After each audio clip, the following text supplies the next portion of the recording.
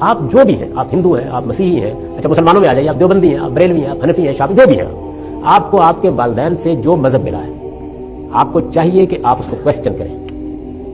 یعنی پہلی چیز یہ ہے کہ کوشچن پیدا ہو، دوسری چیز یہ ہے کہ کہیں سے کوشچن آ جائے. مثلا میں گاڑی میں سفر کر رہا تھا، میں مثال دے رہا ہوں، ایک شخص نے مجھے توجہ دلائی کہ آپ مسلمان لوگ یہ جو بات مانتے ہیں تو بڑی فضول سی بات ہے. اب اگر وہ مجھے بات معقول لگی اس کی تو کوشچن پیدا ہو گیا. تو سوال پیدا کرو اپنے اندر. یہ ہر بچے کو تعلیم دینی چاہیے. کوشچن کرو جو کچھ تم لے کے آئے ہو. جب آدمی اپنے اندر سے اٹھنے والے کوشچن یا باہر سے آنے والے کوشچن کا دیانتدارانہ جواب دیتا ہے تو وہ جنتی ہے.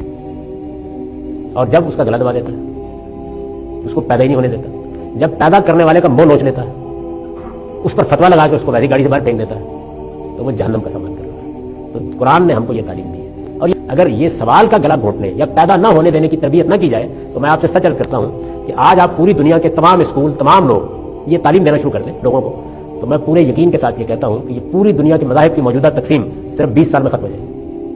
اصل میں یہ ہے اس لیے کہ اس تقسیم کو قائم رکھنے کے لیے سوال کا گلا گھونٹ دیا گیا، وہ پیدا نہیں ہونے دیا.